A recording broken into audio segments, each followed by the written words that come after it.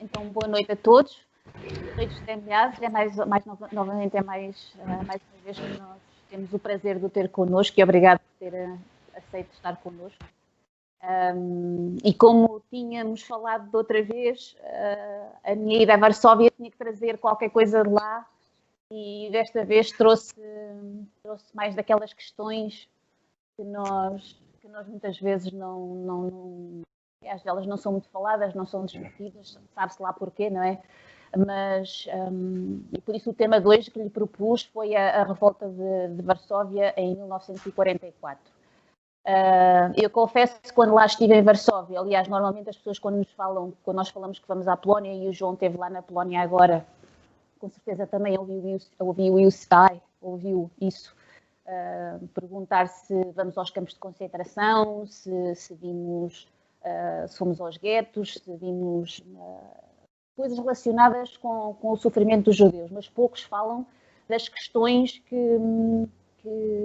com que se debateram os polacos durante primeiro o nazismo e depois a ocupação soviética. Por isso mesmo é que eu começava por lhe perguntar como é que aconteceu, aliás, como é que se deu esta transição quase tão de um extremo ao outro em termos de tipos de regime, porque nós já falámos uma vez que estas coisas de direitas e esquerdas não existem, são produtos fabricados, na realidade o que interessa é o resultado, mas como é que Varsóvia passou de um Estado ao outro, passando pela quase aniquilação?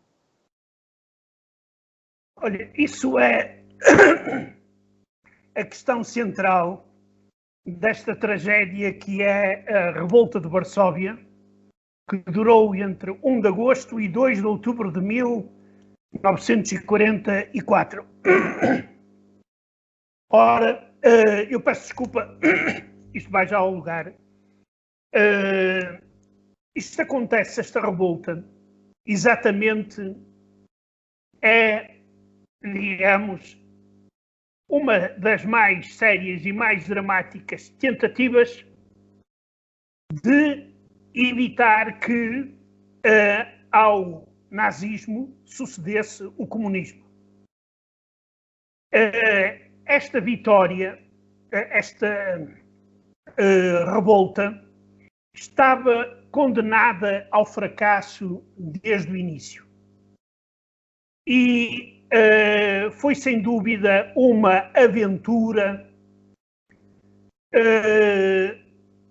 digamos, porque há numerosas razões para se acreditar que ela estava condenada à derrota a priori. Primeiro, nós temos que voltar um bocadinho atrás e analisar um pouco as relações russo-soviéticas do início da guerra, em que a União Soviética, depois de assinar o tratado, o Pacto Molotov-Ribbentrop de agosto de 1939, ocupou uma parte enorme, metade, do território da Polónia, e há episódios que envenenaram as relações entre polacos e soviéticos. Todos nós conhecemos, por exemplo, o massacre de Katyn, onde foram assassinados milhares de pessoas, nomeadamente muitos oficiais do exército polaco que não se tinham rendido à Alemanha nazi, mas procuraram refúgio na União Soviética. Ora, eu quando digo que esta revolta estava condenada ao fracasso, ou melhor, vamos ver qual era o objetivo desta revolta. Esta revolta fazia parte de um plano maior, de uma operação maior, que era uma operação que se chamava Tempestade. E qual era o objetivo desta operação? Era as forças armadas polacas que obedeciam ao governo na imigração em Inglaterra, mas que combatiam clandestinamente na Polónia e, nomeadamente, em Varsóvia, deveriam, segundo os planeadores desta operação, fazer uma coisa. Quando o regime nazi e os exércitos nazis começam a ficar enfraquecidos, deveriam começar esta operação, que era aproveitar esse enfraquecimento para correr com os nazis antes da chegada do Exército Vermelho. Isto porquê? Porque os polacos sabiam que, ou melhor, os polacos do chamado Exército da Pátria, o Exército Krajowa, sabiam perfeitamente que se as tropas soviéticas entrassem na Polónia, isso significaria uma segunda ocupação. Daí que a revolta de Varsóvia visa precisamente atacar num momento em que se considerava que a Alemanha nazi estava prestes a abandonar a capital russa, polaca, peço desculpa, e as tropas soviéticas estavam muito perto de Varsóvia. Ora, esta ideia visava, inclusive, a revolta de Varsóvia não tinha o apoio dos chamados aliados de Inglaterra e dos Estados Unidos. Tinham algumas promessas vagas de apoio, mas na realidade elas não resolveriam coisa nenhuma, até porque do ponto de vista logístico era muito difícil apoiar os revoltosos. Além disso, nós lembramos-nos que antes desta revolta foi realizada a chamada Conferência de Teherão, onde, no fundo, Stalin, Roosevelt e Churchill dividiram a Europa em zonas de influência. Ora, a Polónia caía na zona de influência polaca. E Stalin não estava disposto a abrir mão a um país estrategicamente também situado na Europa como a Polónia. Daí que... Peço desculpa, só aqui, para posicionar a Polónia, era um tampão, no fundo, era aquilo que também os alemães achavam, era a porta de entrada e a porta de saída entre a Rússia, o Império Russo e a Europa, certo? Ora, exatamente. Isso aí é muito... esse fator é muito importante. Além disso, tinha e tem uma enorme fronteira com a Rússia. Daí que Stalin não fazia, digamos, intenções de entregar o poder ao governo provisório, ao governo de imigrante em Londres. Como foi, digamos, uma forma típica soviética para a solução de problemas semelhantes durante a guerra no leste da Europa, era a criação dos chamados governos populares e exércitos populares no seu território, que depois eram exportados para o respectivo país juntamente com o Exército Vermelho. Ou seja, quando o Exército Vermelho ocupava um determinado país, com o Exército Vermelho já vinha um governo pronto para tomar o poder e que garantisse a influência soviética nesse país. Foi o que aconteceu exatamente na Polónia. Ora, digamos que há muitas questões que se colocam aqui que levaram à derrota e ao drama histórico que foi a revolta de Varsóvia, que é, nomeadamente, as más relações entre o governo imigrante em Londres e a União Soviética. Havia fortes divergências, de algumas eu já falei, de quem iria ocupar o poder na Polónia libertada pelas tropas soviéticas, e havia fortes divergências com a questão do traçado das fronteiras polacas no pós-guerra.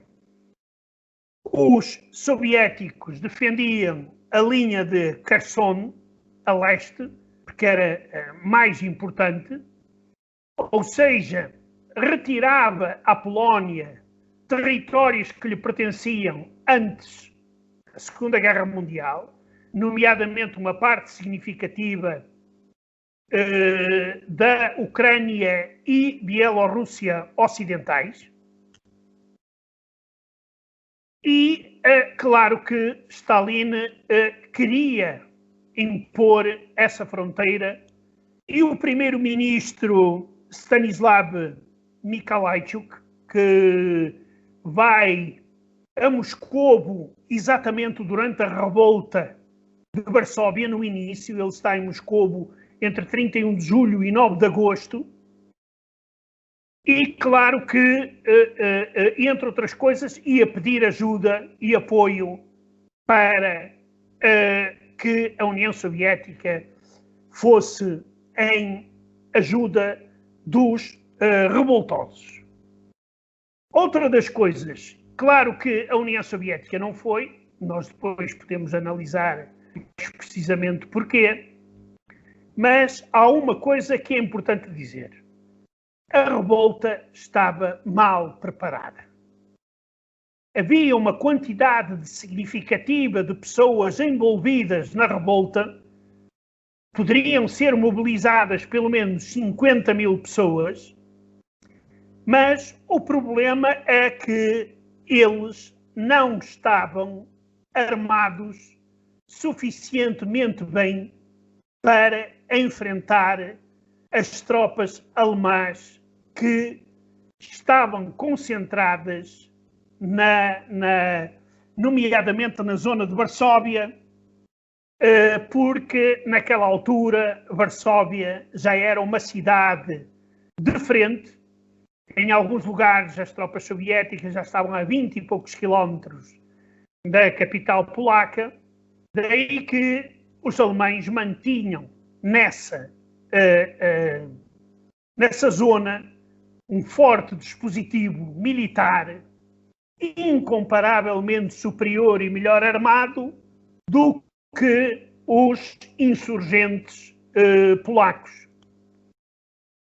Esperava-se, claro que também de forma errada, os organizadores esperavam resolver a questão em 2 ou 3 dias.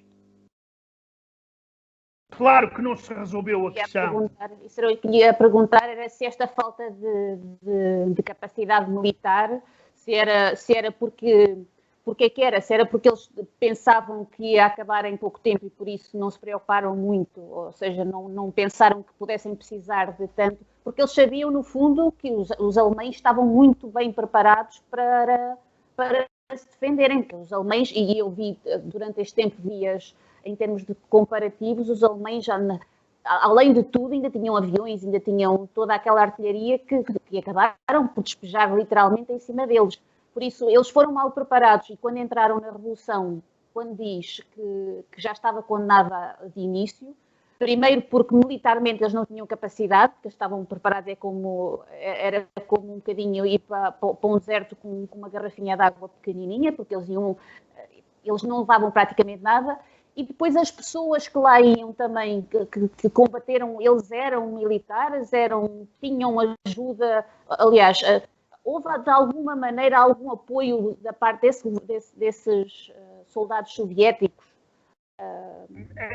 Isso é uma questão importante. Vamos começar pelo seguinte. A maioria dos insurgentes não eram militares. Eram civis, muitos milhares, como eu disse, e, nomeadamente, um grande número, um número significativo de judeus do gueto de Varsóvia. Mas muitos deles não estavam preparados, não eram soldados profissionais, nem estavam preparados para o combate. Além disso, não tinham armamentos capazes de travar os alemães. E aqui há a questão de Stalin e do apoio ou não a esta revolta. Os alemães conseguem concentrar toda a sua força porque os soviéticos travaram a ofensiva sobre Varsóvia. Se os soviéticos tivessem continuado a ofensiva, a história podia ser outra. Mas não, eles travaram. E aqui coloca-se uma questão. Mas porquê? Não há muita unanimidade entre os historiadores, neste caso, e eu vou apresentar as duas versões. E qualquer uma delas tem fundamento. Desculpe se me permitir. Só neste ponto, mas Winston Churchill, ele pediu ao Roosevelt e na altura a Stalin para ajudarem os polacos a terem sucesso, correto? Houve esse pedido. João, vamos lá, há uma coisa que eu devia ter logo iniciado, dito no princípio. Nós, quando falamos em guerras e falamos em aliados, às vezes fica-se com a ideia que eram grandes amigos.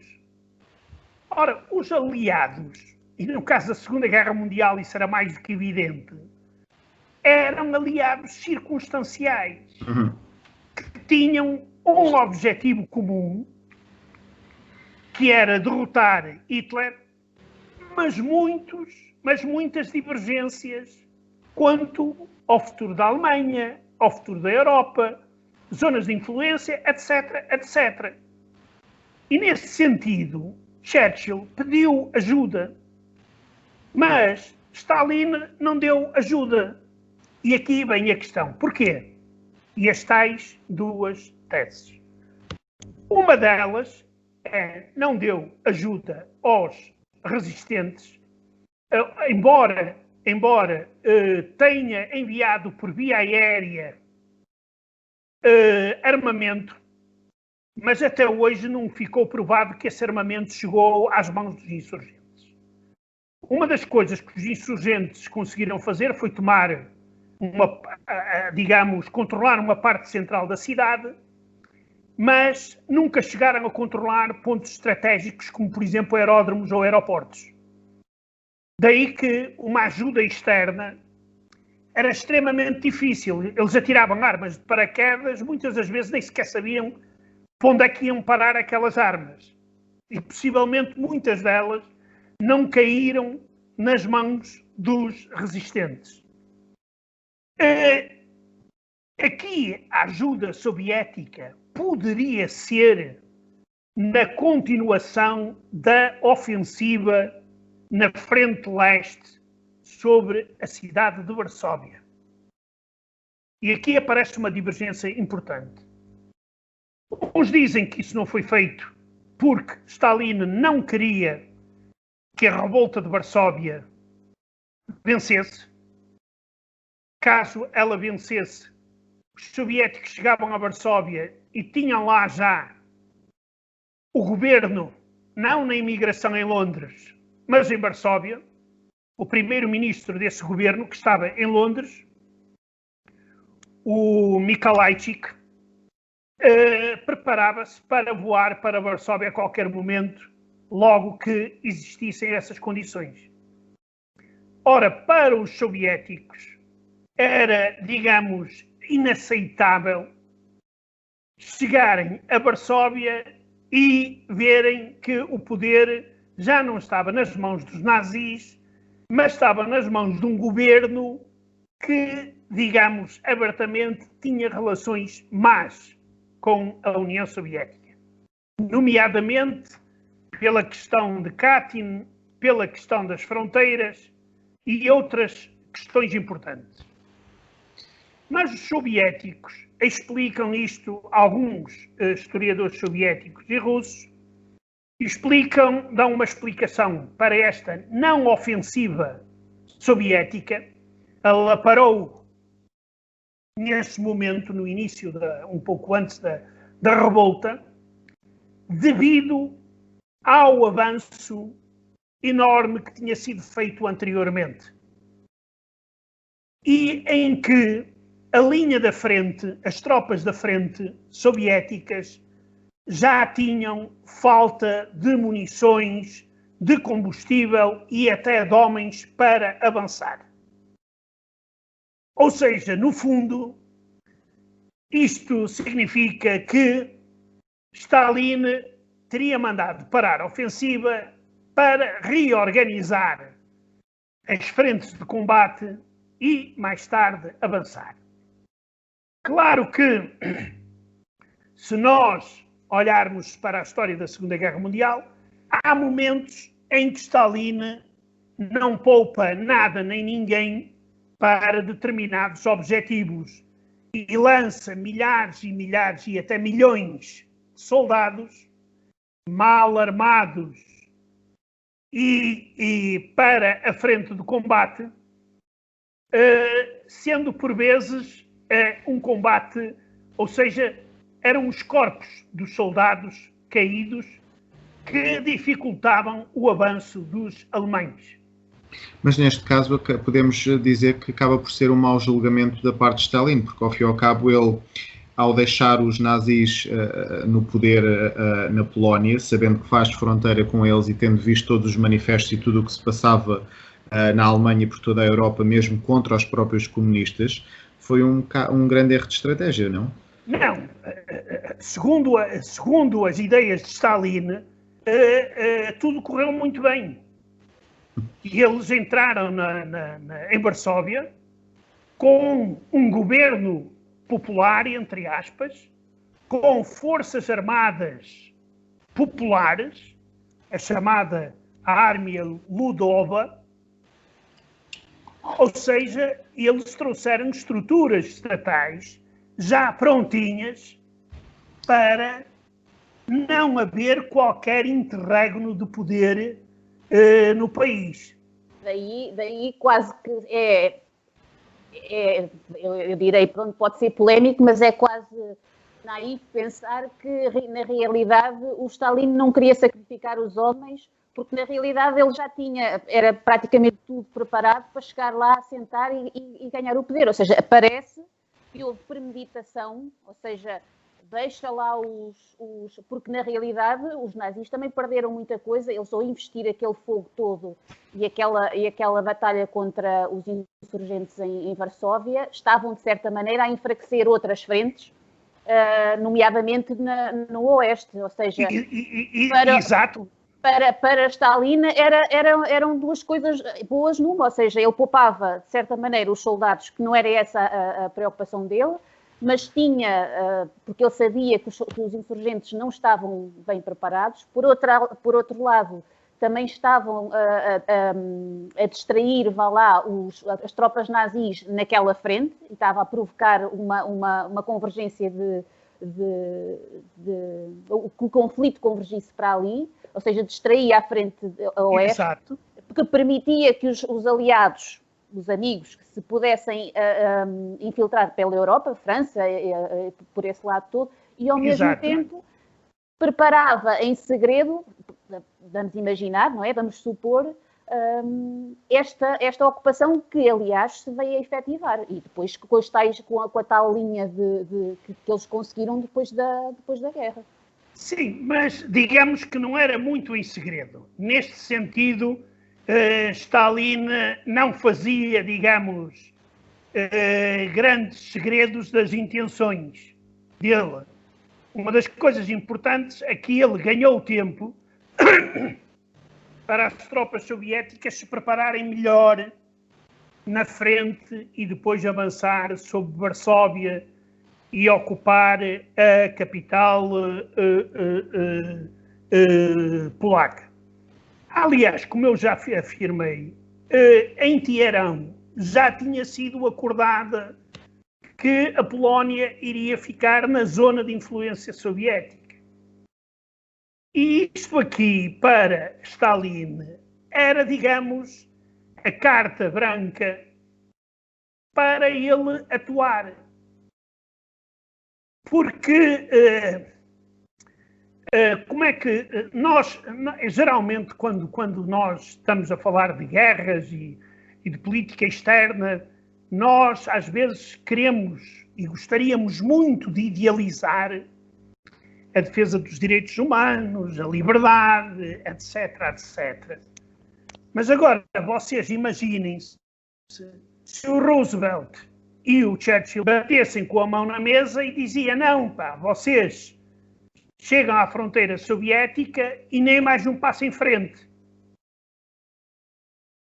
Quer dizer, isso seria muito bom, mas não aconteceu nem podia acontecer. Estrategicamente não era o pretendido, não é? Porque isso ia contra os interesses deles. Claro, nem havia força, capacidade de fazer parar a União Soviética nas suas fronteiras. Daí que foi, digamos, delineadas as tais zonas de influência. Quem é que iria ficar com o quê depois da Segunda Guerra Mundial? E aqui, neste sentido, esta revolta era um desafio à Conferência de Teherão. Como eu já disse, Stalin não queria no poder um governo burguês, entre aspas, que não pretendia de modo nenhum impor o modelo soviético na Polónia. Assim como aconteceu noutros países. Há países, por exemplo, na Checoslováquia, onde ainda há algumas tentativas das forças democráticas se manterem no poder depois da Segunda Guerra Mundial, mas os soviéticos acabam rapidamente, aí na Hungria, na parte oriental da Alemanha, etc., acabam com qualquer tipo de democracia, ou melhor, impõem a chamada democracia popular, ou seja, ditaduras pró-soviéticas. E neste sentido, esta revolta, digamos,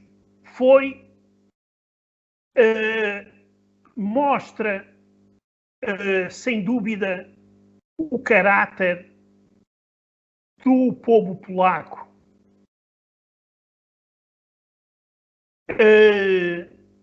Mas Stalin também tinha consciência que a União Soviética, tal como o Império Russo, não gozavam de popularidade na Polónia. Daí que há este conflito de interesses e Stalin, pura e simplesmente, acaba por apoiar o chamado governo popular e impor esse governo popular depois da ocupação da Polónia. E, como se costuma dizer, mandar às favas o governo na imigração. Que acabou por acontecer que eles ficaram mesmo na imigração. Já não puderam voltar. Daí que teve muita importância, porque é um ato heroico a revolta desta gente, a resistência durante alguns meses, uma resistência ferrenha, eu diria mesmo até às vezes louca, contra a ocupação nazi. nomeadamente a resistência no gueto de Varsóvia, porque os judeus sabiam o que é que lhes ia acontecer. Não tinham grande escolha. Ou se juntavam aos revoltosos, o que aconteceu, ou então iriam para campos de concentração, como aconteceu antes e ainda depois. E é exatamente este momento, o momento é que, por exemplo, Churchill e Roosevelt não queriam pressionar demasiadamente Stalin. Não queriam e não podiam também. Porque se previa, por exemplo, o envio de paraquedistas polacos. Que não podiam porquê? Quer dizer, não podiam porque não tinham força para impor as suas decisões.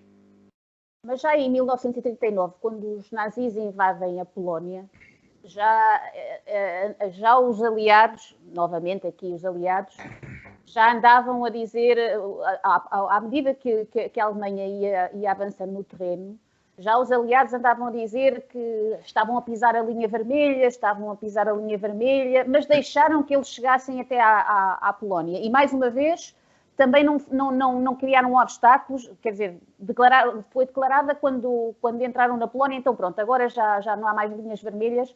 E depois vemos os aliados da outra posição, ora não pressionam os nazis, ora não pressionam os soviéticos, quer dizer, aqui é assim uma questão, é sempre esta questão de equilíbrio, de forças, de... Quer dizer, isto claro que há uma grande responsabilidade que cai sobre os ombros dos dirigentes europeus ocidentais antes da guerra, que vão desde a tomada do poder por Hitler na Alemanha, a subestimação do nazismo e até de alguns setores que se esperavam que o nazismo, no fim de contas, acabasse com o comunismo, fosse uma espécie de os metesse frente a frente. Havia essa ideia e digamos que a diplomacia ocidental fracassou completamente. Basta olhar para os acordos de Munique para ver que entregaram o ouro ao bandido e nem todos eram tão inteligentes, realistas como Churchill. Churchill era uma exceção à regra. Isso nota-se no combate dele no seio da classe política inglesa, a resistência à política de Churchill, quando ele já há muito tempo vinha afirmando: cuidado, que esse Hitler não é para brincadeiras. Nós temos que travar este homem, etc, etc. E depois, claro, a incompetência que ficou nomeadamente muito clara na invasão de França. Quer dizer, a França foi ocupada em meia dúzia de dias. Exatamente. Daí que durante a guerra, e tendo depois, principalmente após a entrada da União Soviética na guerra, porque nós, queiramos, quer não, mas é preciso dizer que a entrada da União Soviética na guerra foi fundamental para derrotar Hitler. Sim. Sem isso, seria impossível derrotar as tropas alemãs. E aqui nós temos que ser objetivos e claros. E por isso há uma aliança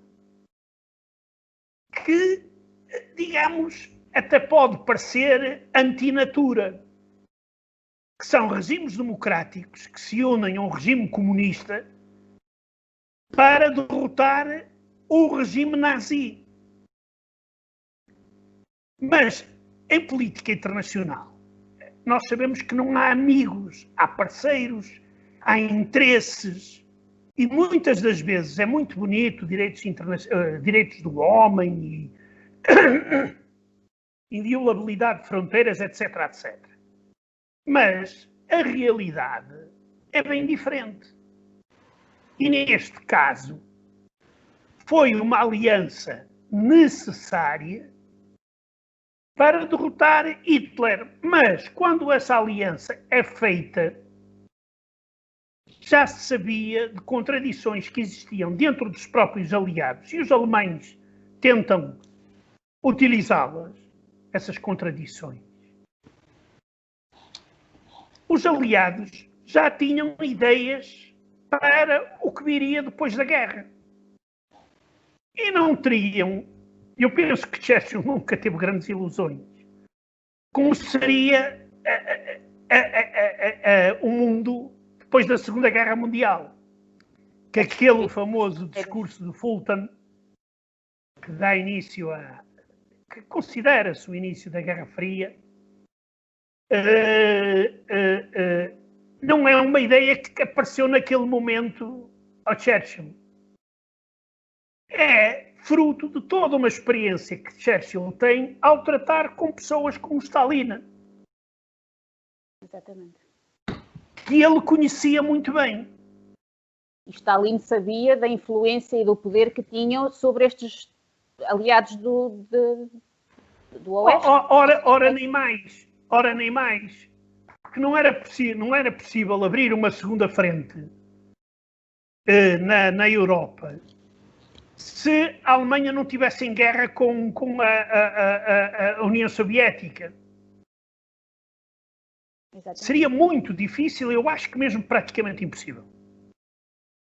Então até que ponto é que esta revolta foi uma arma para Stalin? Ou seja, esta revolta estava condenada no início a não ser bem sucedida, e foi, no fundo, aquilo que eu quero perguntar é, porque olhando um bocadinho para trás na história e por todas as revoluções e por todas estas revoltas que acontecem no mundo, nós vemos sempre que isto foi uma ideia que me veio surgindo, e é por causa disso que eu quero colocar-vos esta questão. Nota-se sempre que o povo se manifesta, se revolta ou tenta mudar alguma coisa, só o consegue quando existe um poder maior que tem interesse nessa mudança. Porque, caso contrário, se for uma revolta ou uma mudança do povo para melhores condições do povo, ela está condenada ao fracasso de início, porque vão deixar, é como se os governos ou os poderes os deixassem brincar um bocadinho às revoltas, mas chega um ponto, pronto, acabou, isto agora não... Eu vi, por exemplo, isto associei um bocadinho com a Revolução Francesa, por exemplo, porque a burguesia estava... É verdade que a monarquia estava em decadência e que a França tinha os problemas que tinha e que havia fome e que havia isso tudo, mas se não houvesse uma classe política forte atrás a apoiar essa revolta, a Revolução Francesa aconteceria da mesma maneira? É esta questão que eu coloco, ou seja, esta revolta deixou que se acontecesse até certo ponto, porque travou... de alguma maneira travou os nazis ali naquele ponto e entreteu, no fundo, deixou-os ali entretidos, peço desculpa pela expressão, mas ficaram focados naquele ponto durante alguns meses, reforçou ao mesmo tempo a posição de Stalin em relação aos aliados, porque ganhou a importância que ele queria, porque só ele é que podia, ele tinha à frente que podia chegar ali e acabar com o poderio nazi. Mas ao mesmo tempo, quando lá chegou, é como se a revolta tivesse sido esmagada não só pelos nazis, mas por Stalin também, porque assim que Stalin lá aterrou, vamos lá, aquilo tudo muda. E nós, quando vamos a Varsóvia, vemos isso, desde a arquitetura às pessoas. Exato. Jenny, isso é uma questão muito importante que aconteceu na Polónia, por exemplo, aconteceu na Alemanha do Leste, depois da guerra, e noutros países, em que, e aí discute-se e fortemente a questão de entrada das tropas soviéticas. Foi um ato de libertação ou foi um ato de substituição de um poder ditatorial por outro? E eu acho que foi a substituição de um poder ditatorial por outro. Exatamente, eu também acho. Isto basta olhar para os resultados e concluir que as tropas soviéticas, quando entram nas suas zonas de influência, entram para ficar. Quer dizer, e se os deixassem ir até Lisboa, eles vinham até Lisboa. E claro que aparecia logo um governo todo comunista, esfiado, sei lá, talvez já por Álvaro Cunhal, ou pronto, para receber os soviéticos em Portugal. E esta é a tragédia de uma grande parte daqueles povos da Europa Oriental. Que é, eles veem, chegam os nazis, e por exemplo, no caso um caso muito flagrante e extremamente doloroso na história, e que ainda hoje dificulta a história desse povo, que é na questão da Ucrânia, por exemplo. Os ucranianos, os historiadores, os políticos, não conseguem, digamos, calmamente, tomarem, digamos, encontrar consenso em relação a muitas figuras da história ucraniana na Segunda Guerra Mundial. Ou, por exemplo, na Polónia, por exemplo, aconteceu também isso. Principalmente depois da queda do comunismo.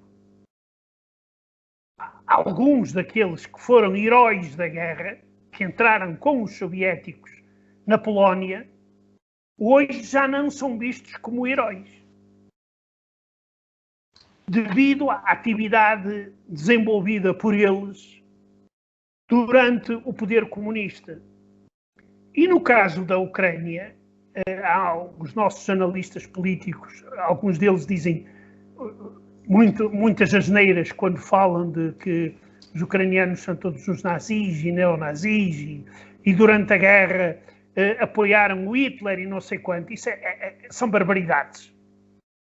Efetivamente, a maioria dos ucranianos combateu Hitler. Agora, aqui há uma questão, por exemplo, no caso da Bielorrússia Ocidental, da Ucrânia Ocidental e dos 3 estados do Báltico, que são vítimas do Pacto Molotov-Ribbentrop em agosto de 1939, e menos de 2 anos depois vêm os soviéticos. Ou melhor, vêm os nazis. E então o que é que acontece? Entram as tropas soviéticas e em menos de 2 anos eles fizeram lá tanta barbaridade que quando vêm os nazis, muitas das pessoas os apoiam, julgando que eles vão libertar esses países do comunismo. E só começam a mudar de posição quando os nazis se começam a comportar como autênticos animais. E a não admitir sequer a ideia de Estados independentes. Porque, eu não gosto de utilizar o se, porque é sempre muito complicado na história nós estarmos com o se. os nazis, julgando que a sua máquina militar era poderosíssima, eles não tiveram, digamos, muita preocupação em trazer as populações dos países ocupados para o lado deles. Eles julgavam que a repressão e a máquina militar era suficiente para mandar tudo, meter tudo na ordem. E é aí que aparece o espírito também antifascista.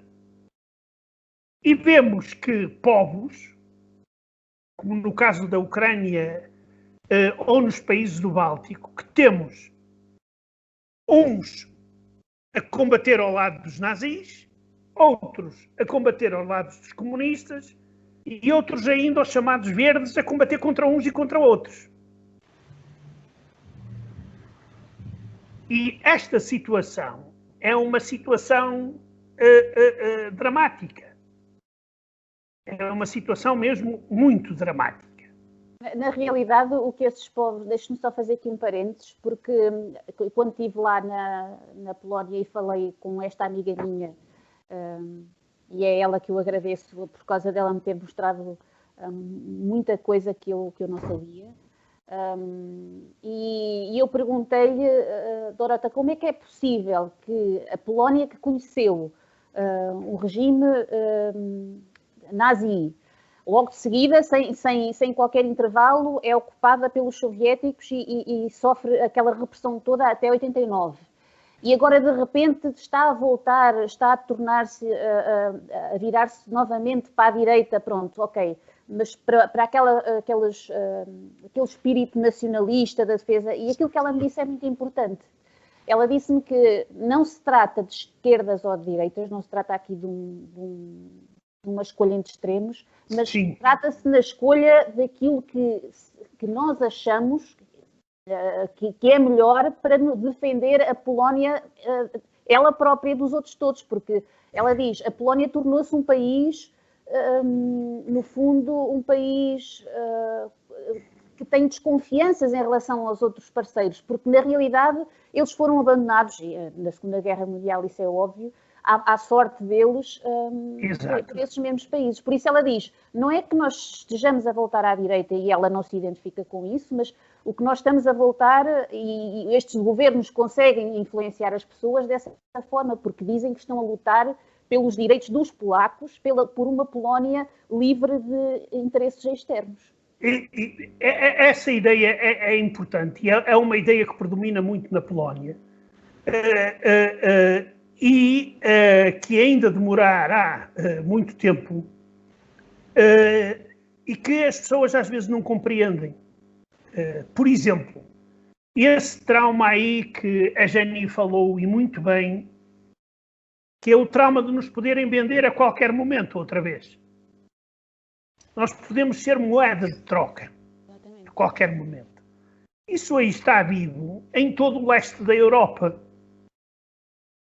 Isso não desaparece, até porque nós estamos a ver a política externa revisionista e expansionista da Rússia, que vem dar razão a essas pessoas que afirmam que a qualquer momento nos podem vender a nós também, ou trocar por alguma coisa. E depois não é de se ficar surpreendidos quando os polacos chamam soldados americanos para ficarem estacionados na Polónia. Quer dizer, isto é um sinal de que os polacos e outros não confiam completamente na Europa como garante da sua segurança. E isto às vezes as pessoas não querem, para nós, que estamos muitas vezes enfiados com a cabeça nas politiquices internas e no futebol, que é o que parece que vai ser a moda nas próximas eleições presidenciais. Nós somos um país onde normalmente nas campanhas eleitorais não se fala de problemas internacionais. Exatamente. Sim, é raro. Nada. Quer dizer, isso para quê? Para que é que nós vamos falar nessas coisas se nós temos o presidente do Benfica, e o primeiro-ministro, e mais nem sei o quê, não sei o que mais, e a tia e o primo. Quem é que nos chega, basicamente? Pois, e depois nós temos dificuldade em compreender a mentalidade daquelas pessoas. E temos dificuldade em, por exemplo, alguns têm dificuldade, outros não querem, em entender o que se passa hoje na Bielorrússia. Correto. A Bielorrússia, que o tal povo, Geni, de que você fala, sai para a rua, e de que é acusado esse povo? Que esse povo não é autónomo, esse povo é organizado por forças externas, e você tem em Portugal pessoas que juram que é verdade, que o levantamento na Polónia foi organizado nos Estados Unidos, na Polónia, etc., por aí fora. Porque não cabe na cabeça das pessoas, dos portugueses, de alguns, que há uma sociedade civil que está farta de um ditador.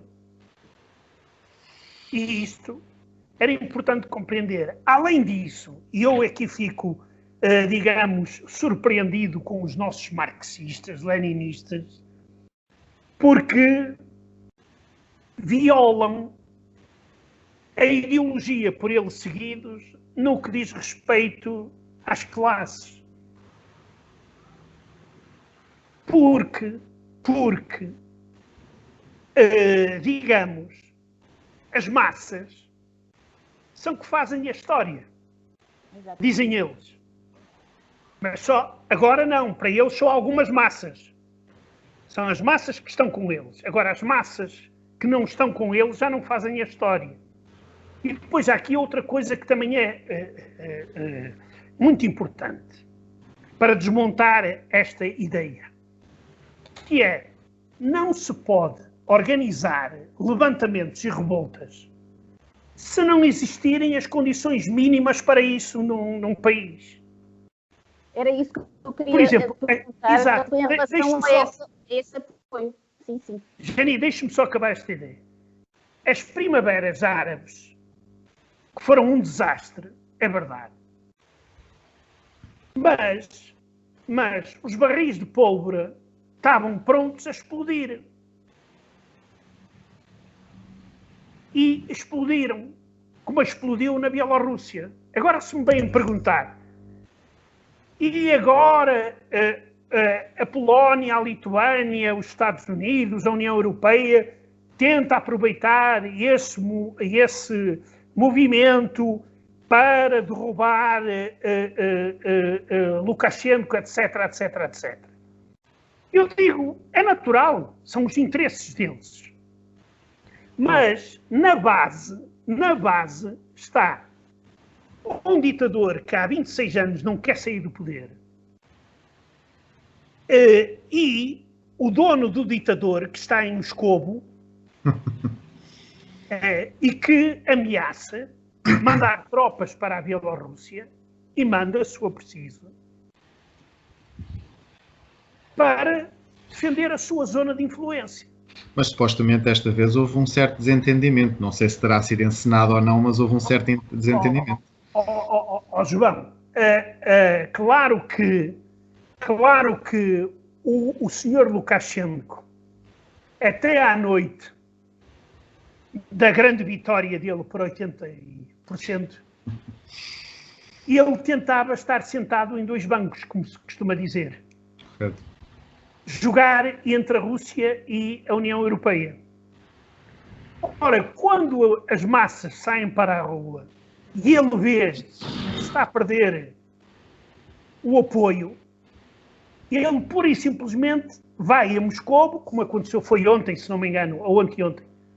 Foi ontem ou anteontem. Foi anteontem. Ele vai a Sochi, ao Mar Negro, e comporta-se como uma mulher de uma vida que se entrega a qualquer preço ao Putin.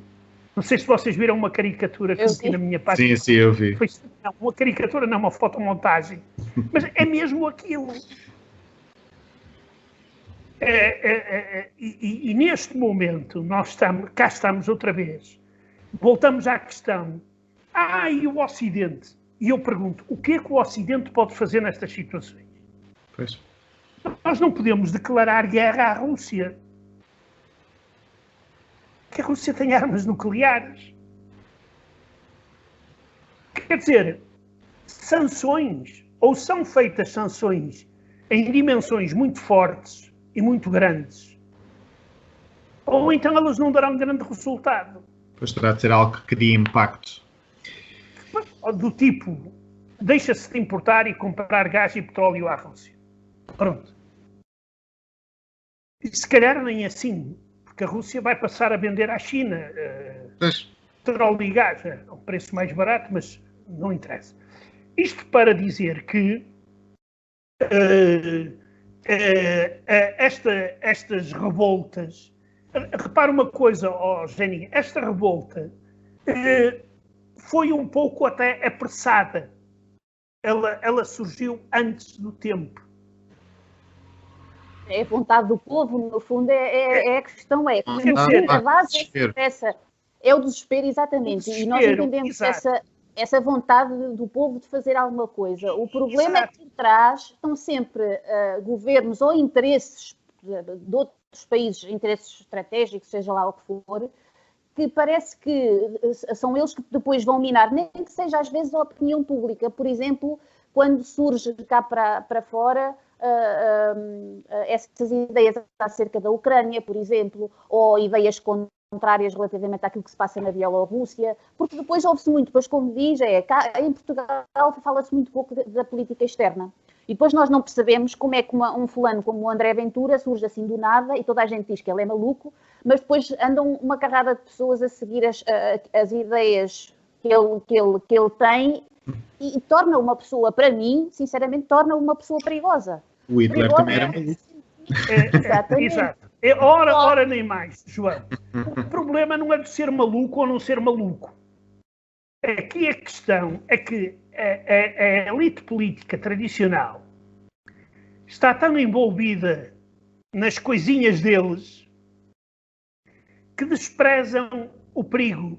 Exatamente. E só o acordam quando a casa já está a arder. Que era o que Churchill também dizia. Exato. Quer dizer, mas eu não estou a dizer nada de novo ao João.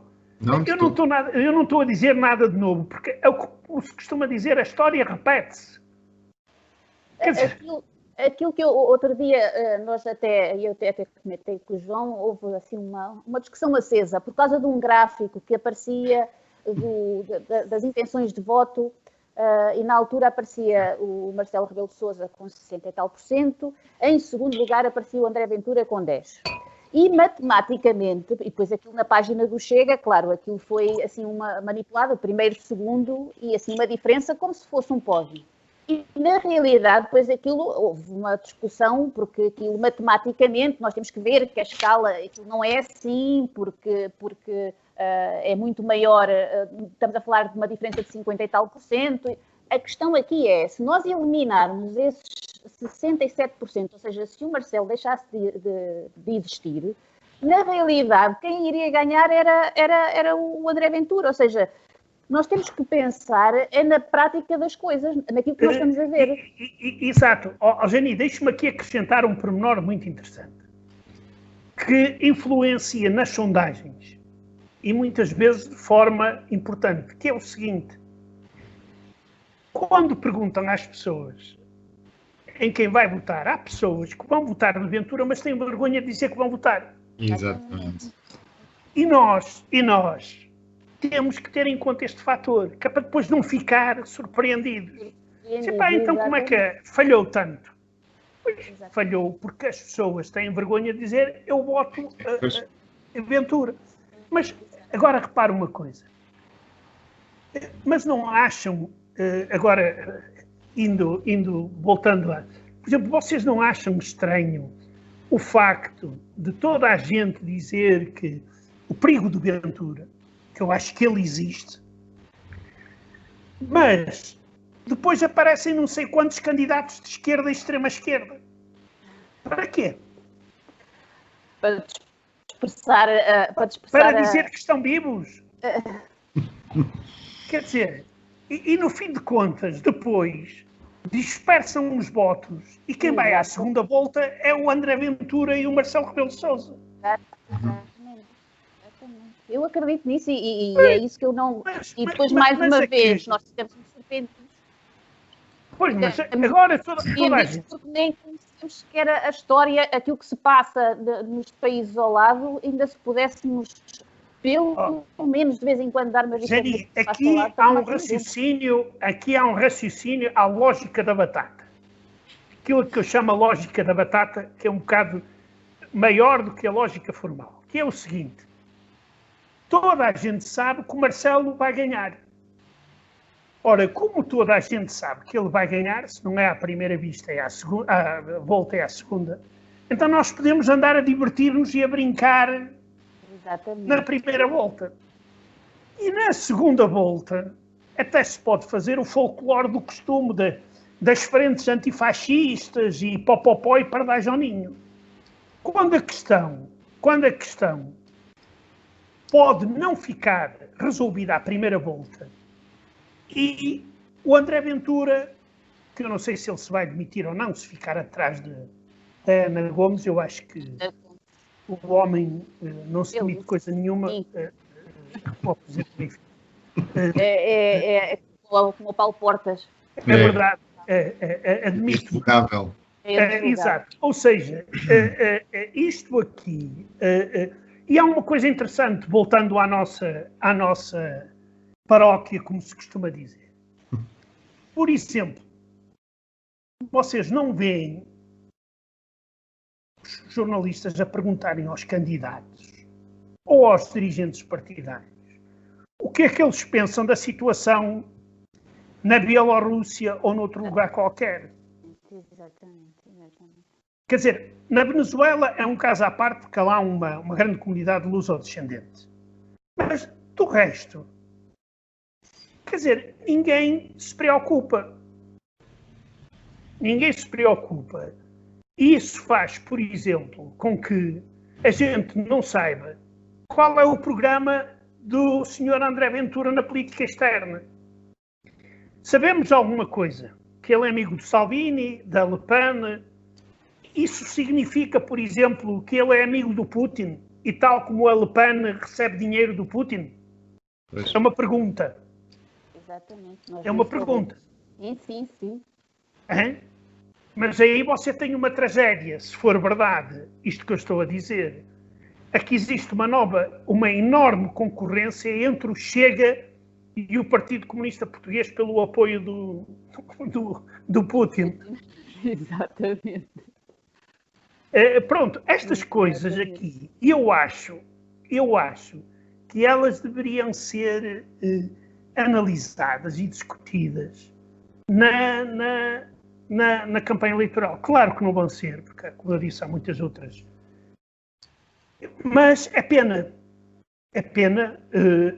E voltando agora à tragédia da revolta de Varsóvia, eu, quando falei com a Jenny depois do regresso de Varsóvia, ela falou-me que depois da derrota, os nazis destruíram praticamente toda a cidade. Uma grande parte do que hoje se vê e que parece antigo não é uma recriação, tal como Dresden, por exemplo. A Varsóvia foi talvez das cidades mais castigadas durante a Segunda Guerra Mundial.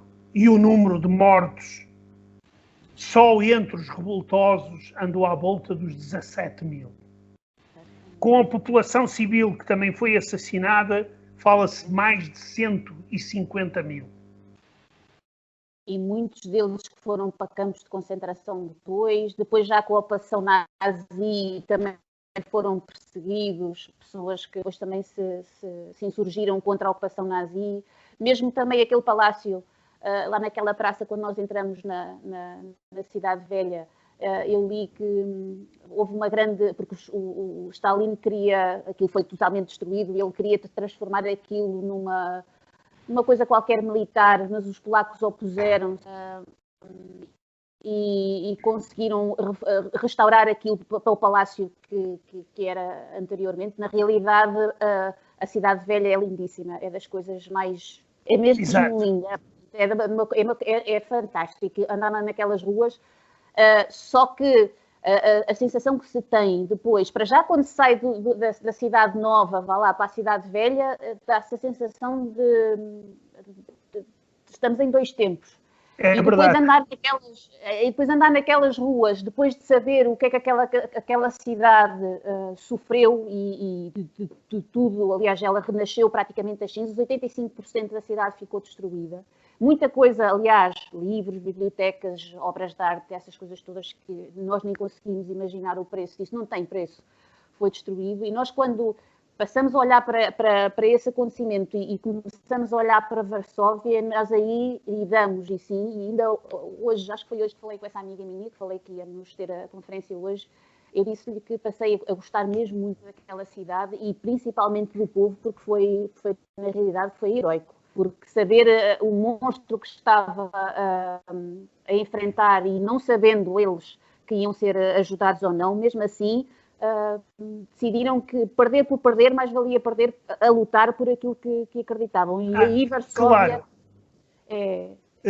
Sem dúvida. E há uma coisa que eu também gostaria de frisar, que é, eu aconselho, vocês certamente na internet irão, ou se calhar até já viram, porque há um grande realizador polaco de cinema, o Andrzej Wajda, que tem grandes filmes. Ele tem uma trilogia sobre a guerra e tem um que é de 1957, que é um grande filme, recomendo fortemente, que é O Canal. Aquilo devia ser melhor traduzido como Canalização, que é sobre o combate dos revoltosos no sistema de canalização de Varsóvia. Exato, eles escondiam-se nos esgotos. Exato. E tem também outro filme mais recente, que é O Pianista. O Pianista, que também é um filme sobre este momento trágico da história da Polónia, e que, sem dúvida, ainda irá provocar muita discussão, estas questões de poderiam ajudar, não poderiam, fizeram, não fizeram, mas eu acho que aquela gente, de qualquer forma, como aconteceu noutros lugares, tratava-se de revolta do desespero.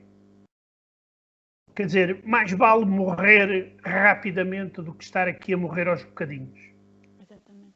Às vezes, até deu resultado, como por exemplo no famoso campo de concentração, em Portugal muito pouco conhecido, que é o de Sobibor, onde há uma revolta dentro do campo e que permitiu a fuga de prisioneiros de campo de concentração.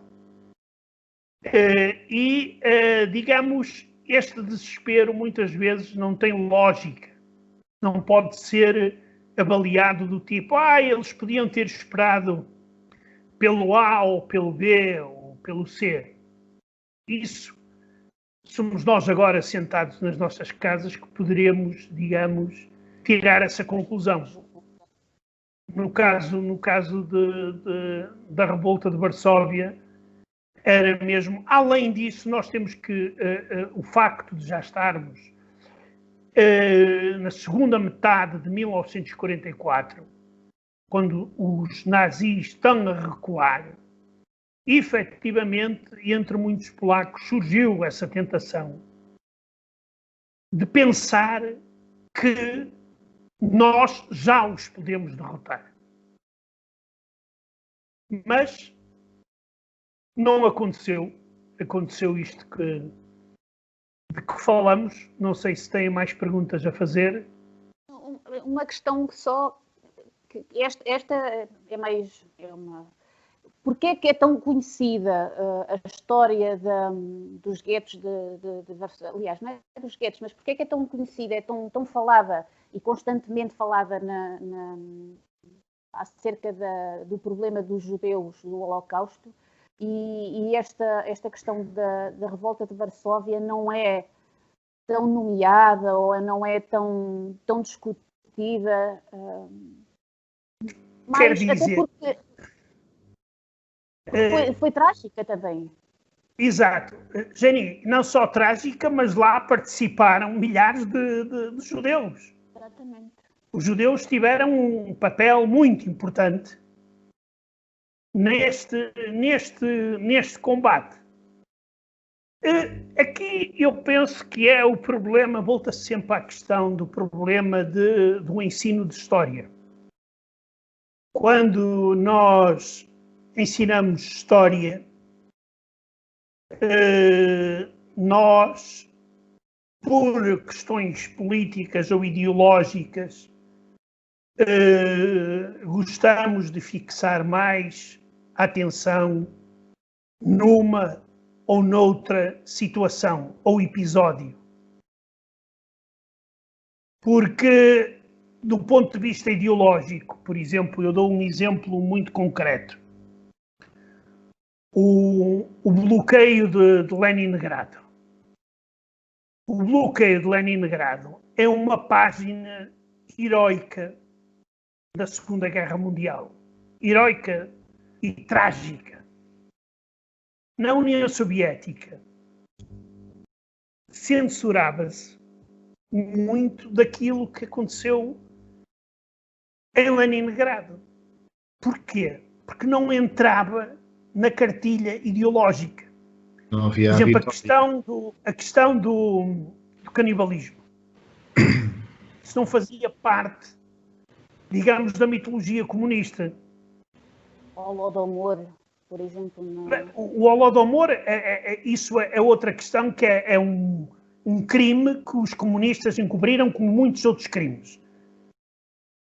E isso aí é que leva-nos a uma questão que eu considero que, eu não sei se já falei aqui convosco ou não, que eu considero que, e isso aí também Jenny explica um bocado, vocês se forem a uma livraria, vocês têm sobre os crimes do nazismo uma quantidade enorme de livros. Sobre o comunismo, quer dizer, menos de 10% da outra quantidade.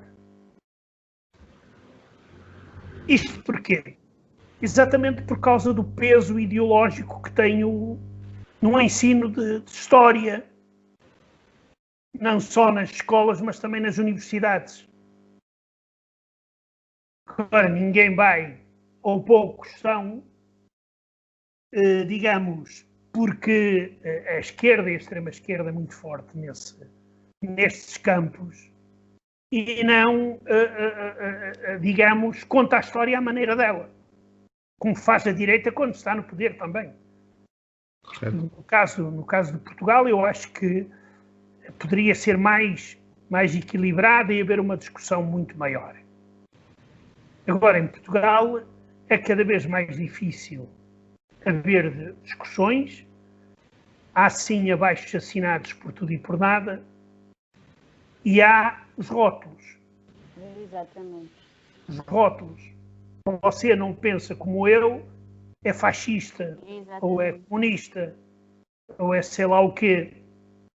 E não há capacidade, digamos, de pensar e ver que quem não está de acordo contigo não é obrigatoriamente fascista ou comunista. E nem sequer pode ser contra. É uma pessoa que tem uma opinião diferente só. Podem se juntar as duas opiniões, quem sabe se sai uma opinião ainda melhor. Não é? Exato. Isso chama-se intolerância, que é uma coisa que há cada vez mais na nossa sociedade, muito incentivada pelas redes sociais. Mas... por exemplo, e agora, por causa desta intolerância, existe um tema polémico agora, por causa de ser...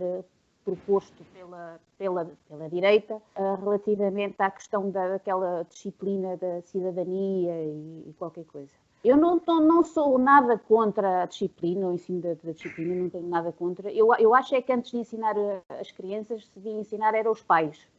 Porque as crianças, quando vão para essa disciplina, para já, eu sei por experiência própria do meu filho, as pessoas, quando vão para essa disciplina, muitos dos professores também não estão preparados, e isso nós tivemos aqui um professor que disse isso mesmo, muitos dos professores não estão preparados para lecionar algumas dessas matérias claro. que se fala que são abordadas lá. Exato. Porque muitas das vezes as que as pessoas não sabem é que essas matérias nem sequer são abordadas nessa disciplina. Muitas vezes não são de todo. E por isso é que as pessoas lança-se esta coisa para as redes sociais, é inflamado, porque as pessoas são todas agora, é tudo contra, porque a disciplina fala em orientações sexuais e os direitos humanos, e está completamente errado. Está completamente errado. O problema desta disciplina é como é que ela está a ser ensinada e depois qual é a aplicação que os alunos vão ter. Porque se eles mesmo que essa disciplina fosse ensinada de acordo com a cartilha e se fosse corretamente ensinada por professores de maior mas não gabarito, pode ser, não pode ser ensinada. Exatamente, é uma coisa que vem de cá. Eu acho que é uma coisa que vem de berço, é uma coisa que já tem que ser, a sociedade já tem que ser assim. Isto é uma coisa que eu acredito. Agora, ensinar uma criança que tem que respeitar os direitos humanos e depois nós vimos cá fora e vemos, por exemplo, o nosso governo a desrespeitar completamente direitos democráticos, como nós vemos, e agora em tempos de pandemia cada vez mais, nós pensamos assim, então, mas afinal estas disciplinas servem para quê? Não é? Se nós depois na prática a sociedade... Exato. E aqui também há um problema que é a questão da objeção de consciência. Pode ter absolutamente lugar. Há professores que podem dizer, olha, eu não posso dar essa disciplina por isto e aquilo e aquilo. E o que é que se vai fazer neste caso? É um direito que assiste essa pessoa. Pois, exato. Daí que estas questões precisam de ser conversadas. Exatamente. Conversadas e não a começarem a tirar pedras uns aos outros e a insultarem-se uns aos outros. A primeira coisa que é feita é essa mesmo, é tira-se para as redes sociais, como disse, muito influencia a opinião pública e depois é ir atrás do que tem mais gostos. Claro. Depois dizem assim umas gracinhas muito giras e o pessoal vai todo atrás. Como depois acontecem estas violações à democracia e eu continuo a dizer, eu sou católica, não sou praticante, mas eu sou católica, tenho a minha crença e fiquei impressionada com as imagens que tinha visto. Para já fiquei impressionada pela negativa por causa do nosso governo deixar a festa do Avante se realizasse. Quando todas as outras festas, as outras romarias e as outras coisas todas que as pessoas... as festinhas populares que as pessoas tanto apreciam foram negadas, mas pronto.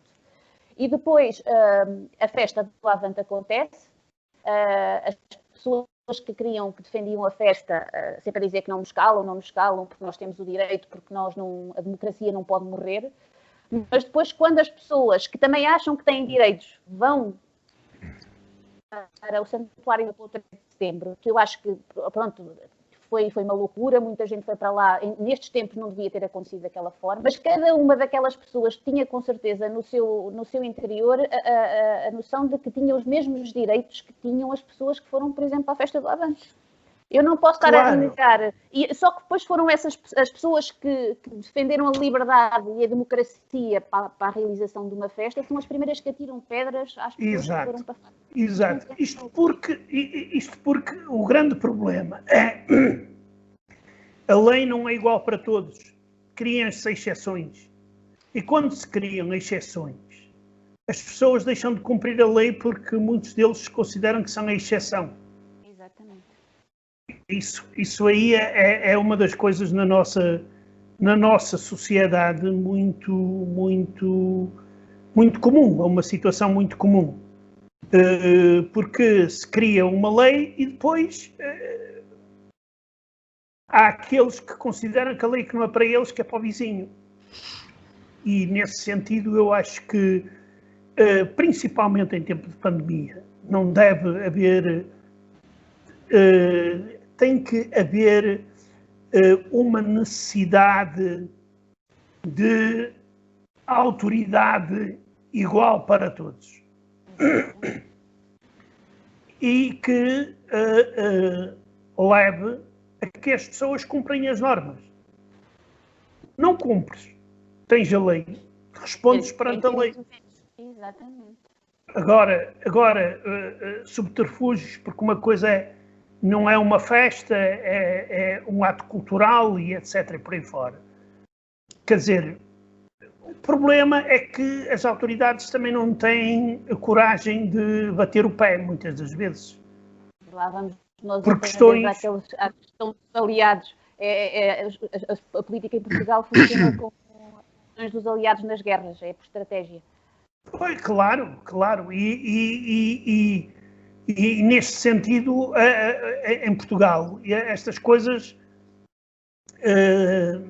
são muito visíveis. Nós somos um país pequeno e estas coisas são muito visíveis, este tipo de problemas.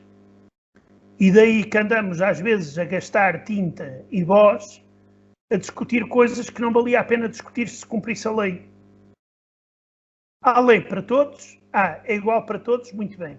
Então vamos a cumpri-la. Quem não cumpre, responde. E aí já não havia discussão, pode ser, não pode não ser, etc. Exatamente. José. Eu não tenho mais questões. Nem Quer dizer, tenho muitas Sim, questões, mas dava para muitas conversas. Eu, da minha parte, queria agradecer, José, mais uma vez por estar aqui connosco e pelo carinho que tem demonstrado pelo nosso projeto. Agradeço imenso, uma vez mais. E eu, obrigado pelo vosso convite e estou sempre à vossa disposição. Obrigada por